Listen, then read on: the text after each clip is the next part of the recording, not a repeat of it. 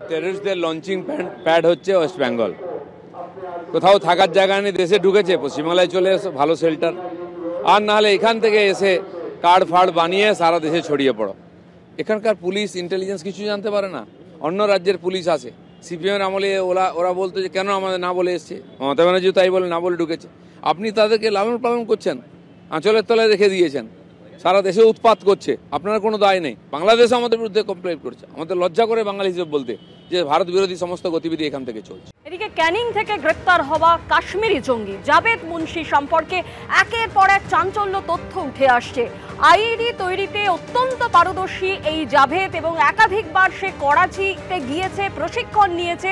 এছাড়াও আল কায়দার সঙ্গেও তার কিন্তু বিশেষ যোগাযোগ রয়েছে। লস্কর-ই তৈবা, হিজবুল মুজাহিদিনের মতো জঙ্গি গোষ্ঠীকে লজিস্টিক সাপোর্ট দিত এই জাভেদ মুন্সি। শুধু এখানেই শেষ নয়, এর আগে 2011 সালে আলী হাদিতের নেতা শওকত শাহ খুনে অভিযুক্ত ছিল জাভেদ। গোয়েন্দা সূত্রে দাবি, ধৃত জাভেদ আহমেদ মুন্সি কাশ্মীরের জঙ্গি সংগঠন তেহরিকুল মুজাহিদিনের সেকেন্ড ইন কমান্ড। তার বাড়ি শ্রীনগরের চাঁদপুরায়। প্রশিক্ষণ নিয়েছেন আল কায়দা থেকে, যে জঙ্গি সংগঠনের মাথায় একসময় ছিল ওসামা বিন লাদেন। কাশ্মীরে জঙ্গি কার্যকলাপে যুক্ত থাকার পাশাপাশি বিচ্ছিন্নতাবাদী সংগঠন গড়ে তোলার কাজ চালাচ্ছিল এই জাভেদ। 2011 সালে জাভেদকে গ্রেপ্তার করে জম্মু ও কাশ্মীর পুলিশ। 2015 সালে সে জামিন পেয়ে যায়।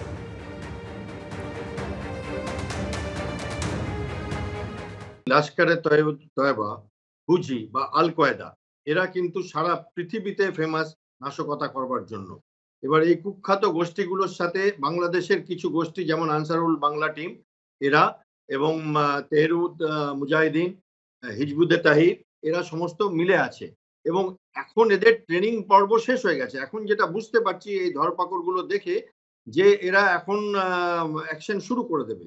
এবং আমার যেটা চিন্তা হচ্ছে যে এখন তো একটা ফেস্টিভ্যাল সিজনও চলছে, ক্রিসমাস নিউ ইয়ার, এই সময়টা মানুষ বেড়াতে যায়।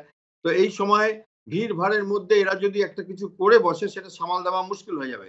কিন্তু এখনো আমাদের সময় আছে, এখনো আমরা যদি আইডেন্টিফাই করতে পারি প্রত্যেকটা গ্রামে তারা বাইরের থেকে এসছে, এটা সম্ভব। পঞ্চায়েত লেভেলে গিয়ে এটা সম্ভব, ব্লক লেভেলে গিয়ে এটা সম্ভব, বিডিও লেভেলে গিয়ে, ডিস্ট্রিক্ট লেভেলে গিয়ে। এবং আমাদের ইন্টেলিজেন্স এবং পুলিশ অতি সচেতন এবং অতি দক্ষ, এবং তাদের যেটুকুনি দরকার আছে একটা পলিটিক্যাল ডাইরেকশন। এবং তাহলে কি হবে যে আমাদের রাজ্যটা সেফ থেকে যাবে। না হলে কিন্তু আমাদের রাজ্যেতে অনেক আনসেফ ঘটনা ঘটতে চলেছে, যেটা আমরা এখন মানে আগ্নেয়গিরির ওপর বসে আছি বলে বুঝতে পারছি না। আর জাভেদ মুন্সি এ রাজ্য থেকে গ্রেপ্তার হওয়ায় এই নিয়ে শুরু হয়েছে রাজনৈতিক চাপানোতর।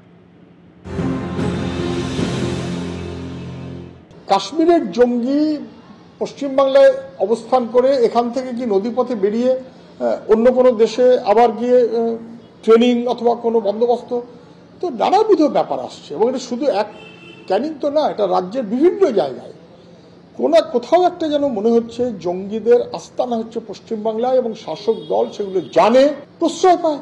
কে উত্তর দেবে? মুখ্যমন্ত্রী নিজেই তো পুলিশের মন্ত্রী। শুধু বাংলা নয়, ভারতবর্ষের অন্তত 14টা রাজ্যে বাইরে জঙ্গি সংগঠনের মুভমেন্ট আছে। এটা সেন্ট্রাল গভর্নমেন্টের MOS হোম পার্লামেন্টে লিখিত স্টেটমেন্ট দিয়ে বলে দিয়েছিল। ফলে দেশটাকে সুরক্ষিত রাখতে সীমানাটাকে তো আগে পাহারা দিতে হবে। সীমানাটা পাহারা দেওয়ার দায়িত্ব হচ্ছে কেন্দ্রীয় সরকারের। সীমানা পাহারা দেওয়া যদি ফেল করে তাহলে বাইরের খারাপ লোক ঢুকছে, সেন্ট্রাল আইবি যদি ফেল করে বাইরের খারাপ লোক ঢুকছে।